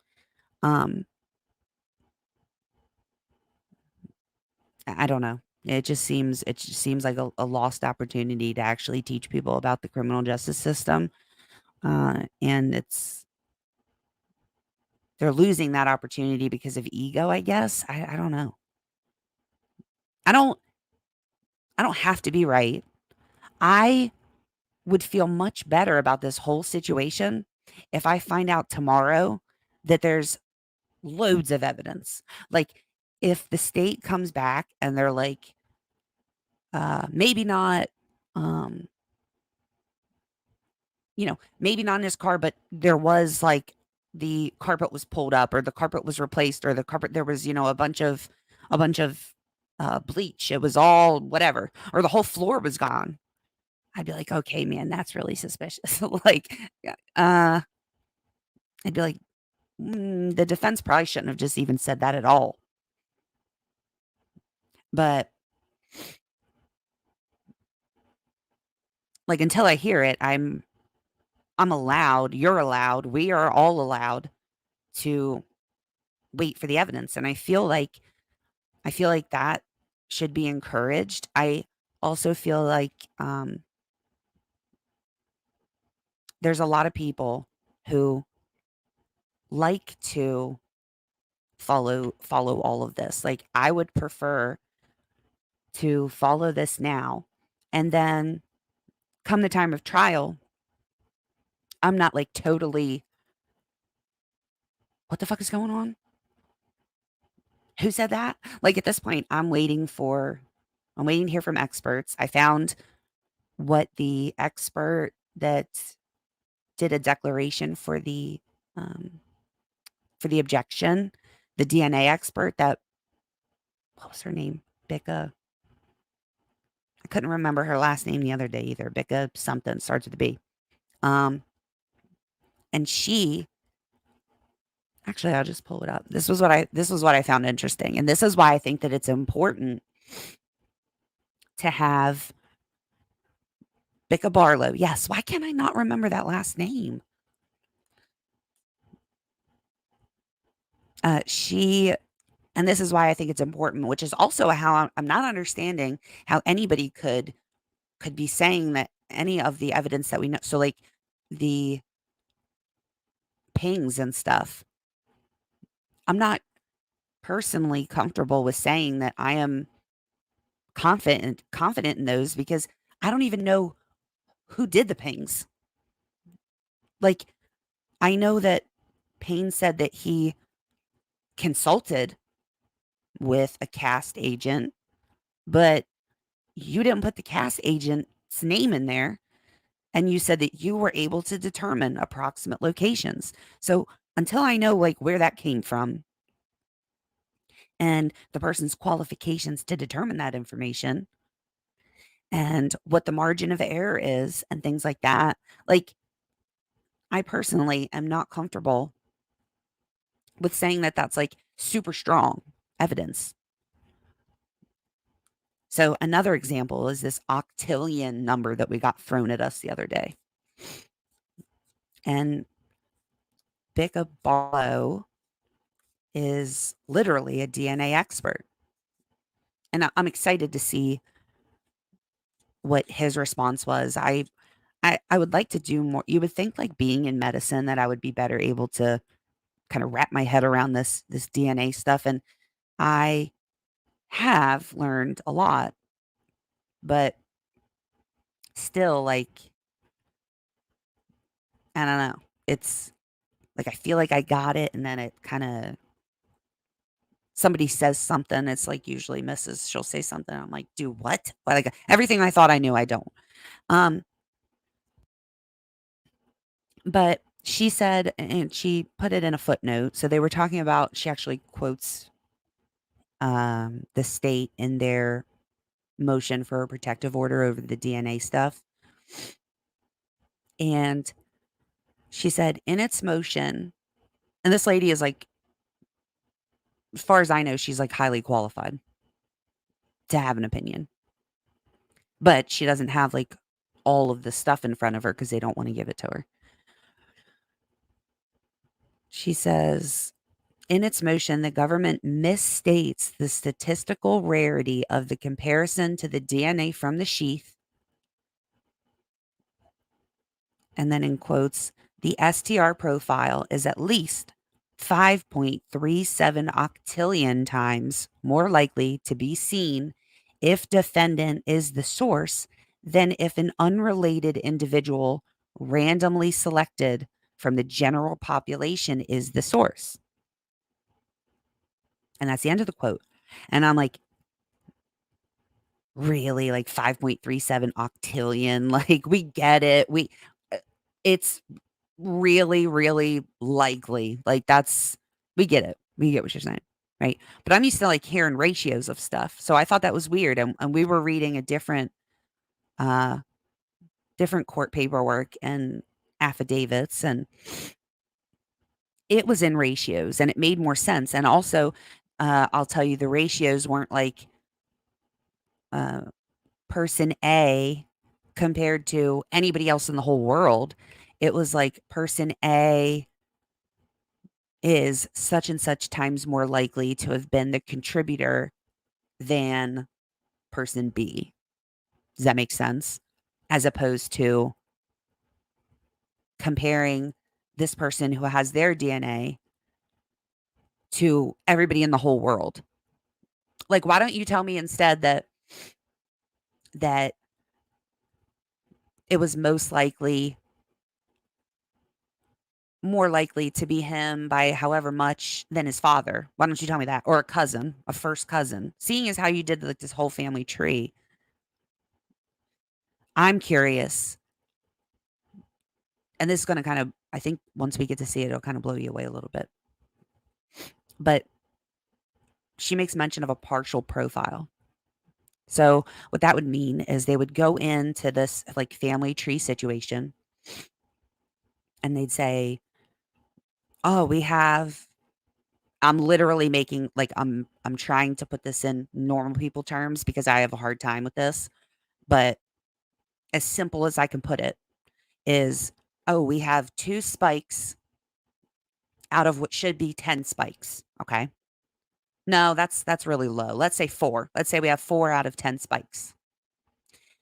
And I go into make this tree, I upload this profile and I get the results back and it tells me who all I might share. Once I get through the spikes that I have, like how am I determining I might at some point have 2, like you and a cousin, and based on what your partial profile is, like I want to know how close those 2 people are in DNA. So you can tell me how much more likely one is than the. So if you tell me Nicole is 3 times more likely to be the contributor of the sheath DNA than Zelda, I'm like, that's really hardly nothing at all. But if you're like, Nicole is 300,000 times more likely to be a contributor than her cousin Zelda, then I'm like, okay, that sounds way better. But Becca, she says, this reported statistic for this comparison is a likelihood ratio similar to an RMP, which compares 2 competing hypotheses. The government's statement is extremely misleading and is essentially the prosecutor's fallacy, which I'm going to look up. I've not heard that. The fallacy is the fallacy is to say that the probability is also the probability that the DNA at the crime scene came from someone other than the defendant. It does not say that the odds that the suspect contributed to the evidence are 1,000 to 1 ratio. So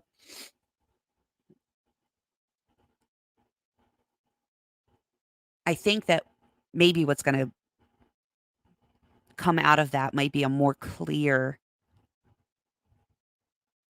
number for everybody in how the state's going to respond. Dude, I don't even know how they're going to respond. I knew what was coming the second that I read that motion for a protective order. I was like, "Oh man." He fucked up. She's not going to be nice. And then I also thought, like, what is the point of the non-dissemination order at this point? You done told the whole world that he's like 5 point something octillion times more likely to be the person on the sheath than anybody else in the world. So, like, that is your evidence. That is your I don't know what else you're going to present to me that's going to be more compelling than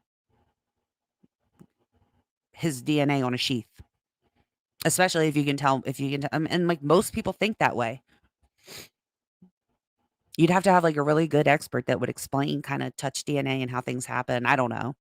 I'm just rambling at this point. Really, I do need to go to bed. But the Tolson shit, I just don't know why you would include somebody that could possibly destroy, and not just one somebody, at least two somebodies. God only knows how many other somebodies. I'm almost too scared to even look. But I don't know why you would. Yeah, we should demand better.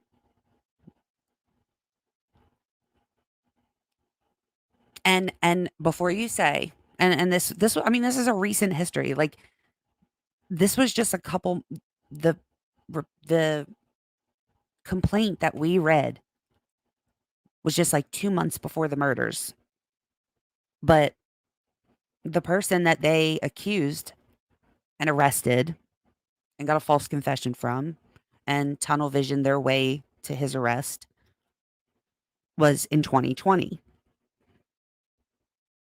But my whole thing is if there wasn't any consequences, why, like, consequences make us uncomfortable, and being uncomfortable makes us change and do something different.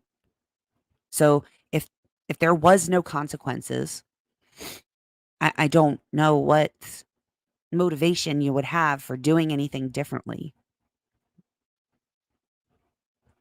And I'm sorry, I couldn't see myself. I don't know what potential tasks I could I would possibly feel safe assigning you to, because none of this can be fucked up. Like, none of it can be fucked up. I damn sure wouldn't have you interviewing key witnesses. That's going to come up for sure. I think there's a reason why she said repeatedly that. Yeah, can you believe that shit? The continued harassment of Dr. Moore is out of line. Like,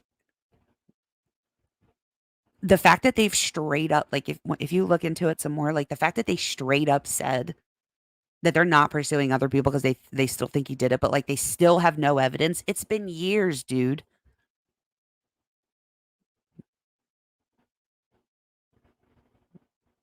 Like, come off it. Like, who was it really?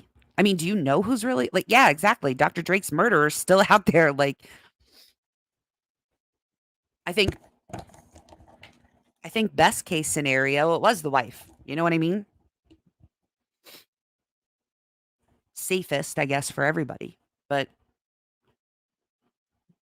I just I mean, I just I don't know how many times you have to, like, watch something happen before you're like, "Listen, maybe you should sit down on this one."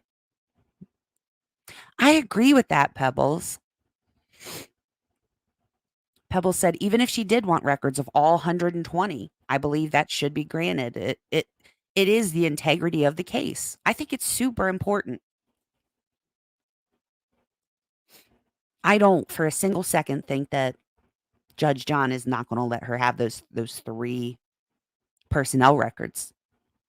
And I think when she explains why she needs them, then I really think he's gonna let her have them. And if she wants additional ones, I think he'll let her have those too. Who knows? Green Green Goddess said, what happened to that? Where is the gun used in Drake's death? Don't know. They had him like bring they had him bring in his wife's gun, so it's hard to tell. Like by that I mean I don't know if they put that into evidence, like maybe that was it, but I don't know. But that lawyer specifically said that they knew that that firearm had nothing to do with his death. So, but the training records, I also think it's interesting, and it was probably interesting to the judge as well when Ann Taylor was like, I've, yeah, Miss Lilly said the judge validated her concerns when she pointed it out. So I'm sure he will give it to her. He seemed a little bit offended, like offended in the sense that, and I get it. Like I can't stand laying out like factual information that I can show you exactly where it is and where I've found it. And you tell me I'm speculating. Oh, that's just speculation. It's like, not really. I can show you exactly where it is. Like, can you show me where you heard the DoorDash driver or read that the DoorDash driver or saw the police? Someone literally said to me the other day that they saw it come out of the police's mouth at a press conference. And I'm like,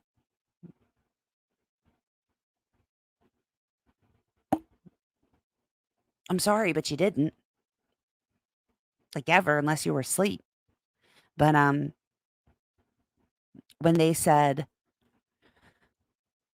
when she accused it like her of speculating, when she accused Ann Taylor of speculating, I thought it was commendable.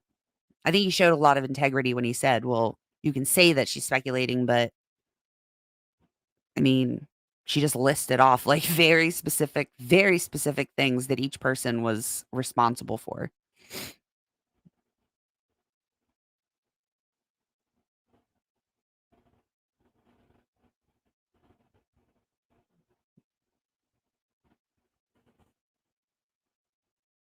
Yeah, Ashley, all training records should be computerized, so they shouldn't be hard to produce. I was thinking about that, and then I think that I don't think that Ann Taylor would have said that she has in the past had 0 issues getting ISP, personnel records from them before. Like, I don't think she would have said that unless she was able to and prepared to cite whatever cases she worked on and where she was given those personnel records. So, I think it's not gonna look very good. I mean, I'm just being honest, it looks suspicious as fuck to me, and that's also because I found stuff on my own.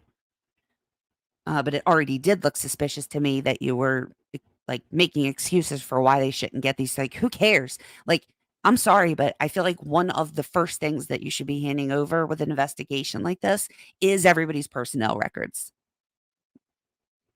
If if you need all the qualifications of a expert witness, why would you not need to know everything that there is to know about the people that had their hands inside a crime scene and were talking to witnesses and taking statements? So, uh, it was suspicious to me. I think it was a little suspicious to him.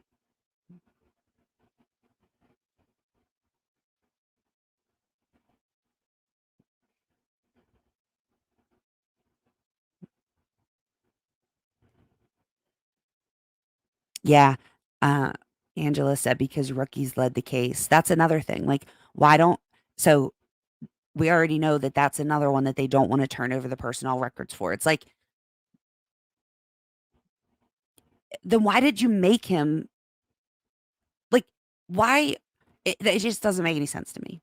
It literally doesn't make any sense to me. Why did you make him the main person if you don't even want to show that he's qualified to be the main person? 100%. Amber said, seems like they know Ann Taylor will find an issue with their training. I'm here to tell you that at a bare minimum, I think she knows about what we read about Tolson. I think that's why she is persistent that she wants these three officers. I'm sure if I can, I'll look a couple. If anybody thinks that they know who the third person is, it would have to be another person at ISP because they said that there were. She said that there were two officers from ISP. So we have Tolson. We just need the other one. So if anybody thinks they know who that is, let me know. Um, I'll keep looking, but I think she already knows. And I think it was funny because at one point she was like, I just want to say, like, she's like, this is not a fishing expedition. If I'm asking for it, and she says that like they had been working nonstop reviewing all of the discovery, and I think they have. Um, she's like, if I'm it's not a fishing expedition. If I'm asking for it, it's because I know that it exists.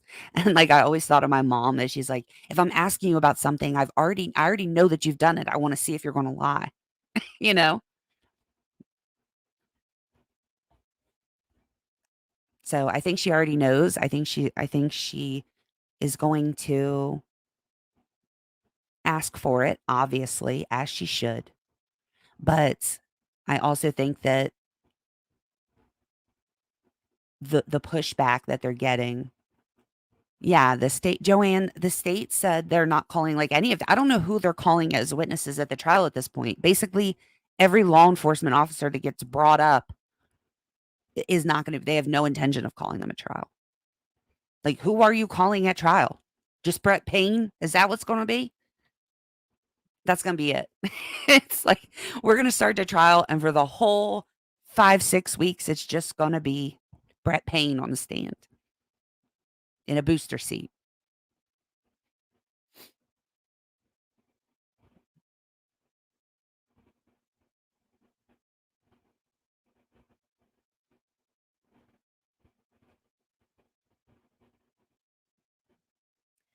Um, I don't know if it'll get thrown. I'm really not sure. It really just depends. It really depends on how she he's going to be sitting on a phone book. He's going to sit on a phone book.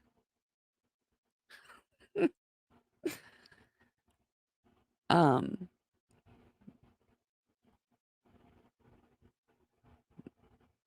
you guys are funny. But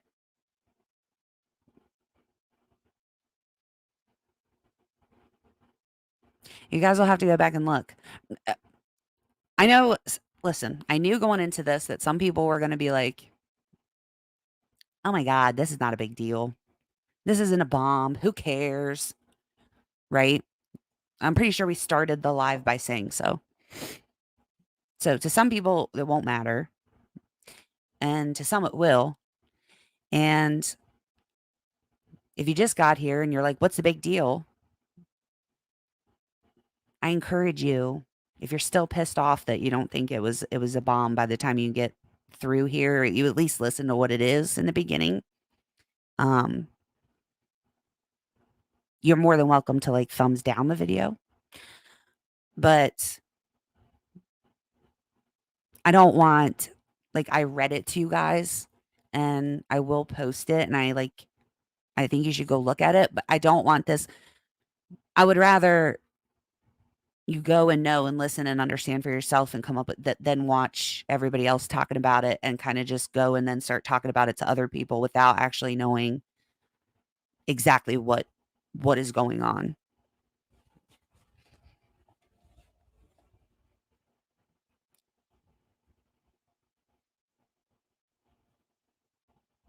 Oh, I love you guys. All right. I'm gonna go to bed. Uh hopefully I'm like in a way better mood tomorrow. But thank you for being here. We finally made it to the beach.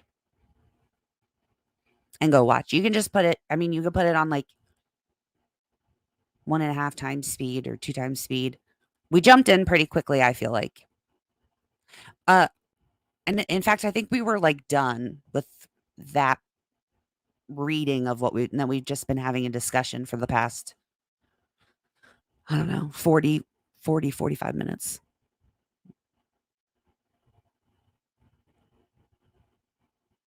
Oh, good. You guys are super sweet. All right. I love you. Everybody have a good night. Be safe. And we'll talk soon. Oh shit. I'm going to try to play the, who all was here when, who all was here when I was trying to play the outro. And it was like, it was the biggest nightmare because it literally would not load. I stalled and then you guys all thought I was like tricking you. You all stuck around for such a long time. Yeah, I do. I remember you and you.